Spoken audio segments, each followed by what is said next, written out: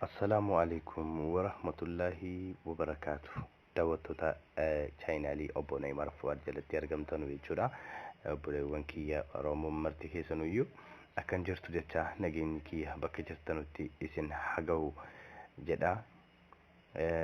Egaa akkuma beekamu obbo Neymar Fuwaad keessan chaayinaalii isaa jalatti waa baay'ee isiniif dalagaa akka ture hundi keessan yaadattuun jedha. Draamaa fi koomedii adda addaa barumsa tokko tokko illee ni jira jechuudha. Egaa akkuma beekamu har'a dheengadda viidiyoo tokko isiniif gadhiiseen ture. Sunis waa'ee feesbuukiiti jechuudha. Feesbuukiin keessan namni seenuu ni mala. Dhugaadha. Ijoolleen keessatti shamarran obboleettiiwwan keenya biyya adda addaa jirtanu wallaaluun dandeessu jechuudha. Maaliif akka itti ilaalnu isin hirkaa baduu ni danda'a jechuudha. Ijoollee baay'een isin gaafatu. Kanaafuu har'a isin agarsiisa jechuudha. Dheengadda sagalee hin qabu jechuudha. Sagalee hin qabu yaa turtan koomantii YouTube kiyya jalatti jechuudha. Kanaaf har'a sagaleedhaan isin agarsiisa. Kanaafuu YouTube kiyya argachuuf gabaabinumatti jechuudha. Gabaabinumatti YouTube seentu Fuwaad jettanii argattu jechuudha. Kanuma gabaabaa kana jechuudha. Sana booda sarchii gootu. Sarchii kana gootu. Sana booda ifama. Sana booda isiniif fida jechuudha. Akkanatti kunoti amma Fuwaad argattanii jirtu jechuudha. Sana booda erga seentanii booda akka wanti gadhiisu yookiin barumsa isa ta'u koomediis tapha adda addaa wan diraamaan illee waa baay'ee akka jiru warri nu waliin turtan ni yaadattu jechuudha. Sana booda subscribe godhattu jechuudha. Subscribe godhattu ho'inaan akka isin bira gahuufi moo subscribe godhachuun dirqama jechuudha.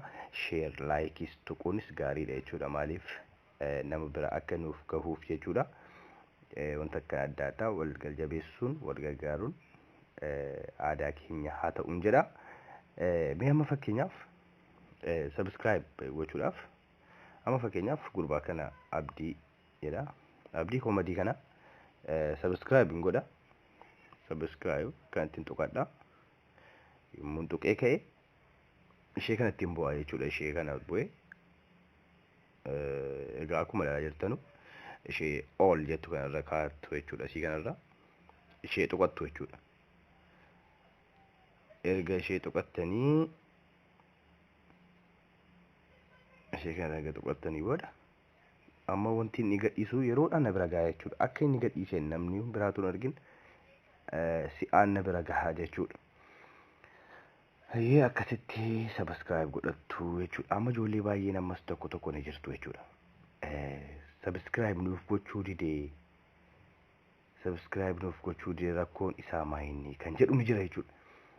Mee immoo isa isin agarsiisa jechuudha. Subscribe akkatti godhattanu. Amma fakkeenyaaf Facebook irraa yommuu seentanu amma an amma kunoo Facebook kiyya jalan seena jechuudha. Amma ergan seenee booda mee kunoti amma chaayinaaliin kiyya kunoti jechuudha. YouTubein kiyya gadin tuqa ilaalaa jechuudha. Sirriitti hubadhaa. YouTube yeroo Facebook irraa tuqannee subscribe nuuf hin godhu email nu gaafata warra jettanuuf jechuudha. Gabaabinumaan amma fakkeenyaaf YouTube Facebook kiyya irraan seeneen jira. Garuu immoo subscribe naaf hin godhu jechuudha. Email na gaafata jechuudha. Kun akkuma ilaalaa jirtan kana akkuma isin gaafatu jechuudha. Email na gaafatee jira. Akkuma argaa jirtan kana email na gaafateera. Gabaabinatti immoo email banuu nan danda'a. Garuu email banadheetiin qaba. Lafaa banii naan jechaa jira jechuudha. Sana dhiiftanii dudduubatti deebitu jechuudha. Duuba deebitanii sirriitti hubachuu qabdu. Wanti kun isin fayyada. Ishee kana la ishee irra keessa jirtu kana ishee quxurii ishee tuqaa sadii kana gadi tuqxu jechuudha. Erga ishee kana ilaalaa. Ishee kana erga tuqxanii akkanatti ammas sana booda open in YouTube jedha. open in YouTube jedha ishee kana jechuudha. Ishee kana jechuudha. Ishee kana gadi cuqaaftu jechuudha. Ilaala amma cuqaaseetii siin agarsiisa. Ishee yemmuu gadi cuqaasu kunoo YouTube kiyya subscribe gochuu nan danda'a jechuudha. Amma gabaabumatti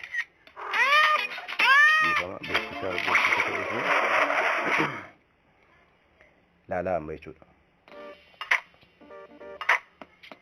Amma YouTube kiyya subscribe gochuuf naaf mijaahee jira jechuudha. Email nan gaafatu jechuudha. Amma kunoo akkuma argaa jirtan jechuudha. Subscribe gochuu barbaadan kana booda daawwattoota keenya assalaamu alaykum wa rahmatullahi wa barakatuh. Jecha harka fuunee kabajamtoota daawwattoota YouTube egaa hamma subscribe na gochuu ni man danda'a jechuudha. Kun YouTube kiyya waan ta'eef anaaf gochuu hin danda'u silaa godheetiin isin agarsiisa jechuudha. Sana booda kun subscribe isiniif godha jechuudha. Akkasii warra Facebook irraa yeroo viidiyoo tokko gadi tuqxan email isin gaafatuuf haala gabaabaadhaan akkanatti subscribe godhattu jechuudha. Ho'aan wanti gadhiifamu hundi yeroodhaan akka isin bira gahuuf jechuudha. Gabaabumatti isin agarsiiseera. Kan Facebook ammoo kan lammataa Facebook keessan namni seenuuf dhiisuu baruu yoo feetan baruuf dhiisuu fakkeenyaaf yoo feetan jechuudha. Gabaabumatti ijoolleen tokko baay'ee ni rakkatu. Dhugaadha namni waan adda addaa mistira adda addaa waliin dubbachuu ni mala. Yookaan jaalallee isaatiin yookiin obboleettii isaatiin yookiin obboleessaan dubbachuu ni mala jechuudha. Kanaaf ormii akka isin hin daawwanneef yeroo hunda jechuudha osoo nama waliin mistira hin dubbatin dura kana keessa seentu jechuudha. Siitinga kana keessa seentaniitu iyyuu akkuma ilaalaa jirtan kana kunoo ishee kana tuqxu jechuudha. Ishee login jettu kana jechuudha. Security and login jetti. Ishee kana gadi tuqxu jechuudha. Sana booda erga gadi tuqxanii booda kunoo akkanatti naa baasee jira jechuudha. Amma fakkeenyaaf fudhannu sana booda erga akkana isiniin jedhee booda say all ishee jettu kana tuqxu jechuudha. Ishee kana gadi cuqaaftu akkanatti jechuudha. Sana booda akkuma ilaalaa jirtan kana amma Facebook kiyya ana qofatu fayyadamaa jira jechuudha. Qophaa kiyya nam tokko keessa hin seenee hin jiru jechuudha. Sunis kunoo amma kunoo isin agarsiisa. Lama kunoo active jechuun yaani active is new jedhaa jira. Active kanaafu active ana qofatu irra jira jechuudha. Online irra jechuudha. Ana qofatu seenee jira. Kunis kunoo maqaan bilbila kooti Oppo Reno jedha jechuudha. Kunis kiyya jechuudha. Biyya an jiraadhu waliin jechuudha. Egypt jedhee jira.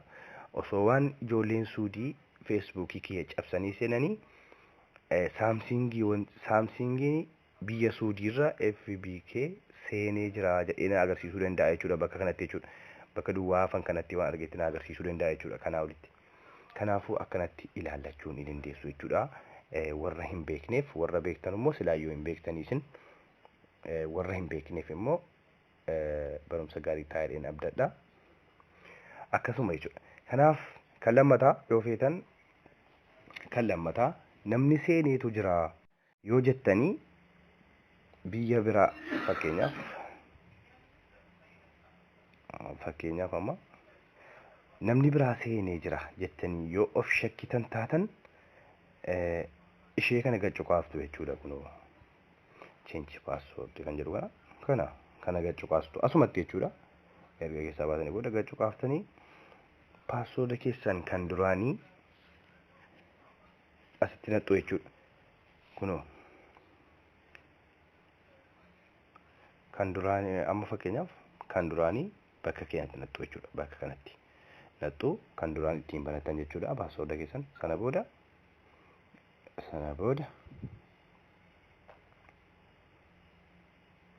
new jedha haaraa asitti naqattu jechuudha.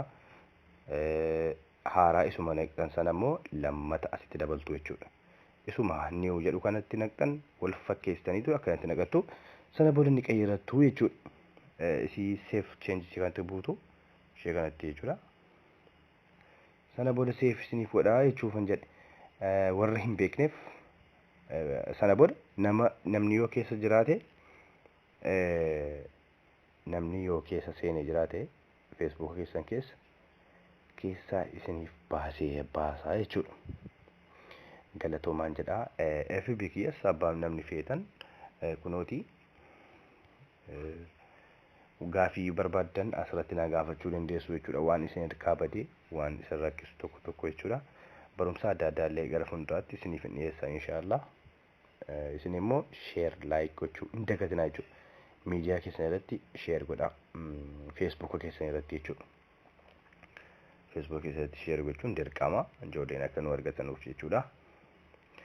Egaa Neymar jettanii agartuu jechuudha. Fakkeenyaaf amma nam tokko Amaariffaan banadhee fayyadama Facebook kana sababa ijoolleen irratti gubaniif jechuudha. Amma fakkeenyaaf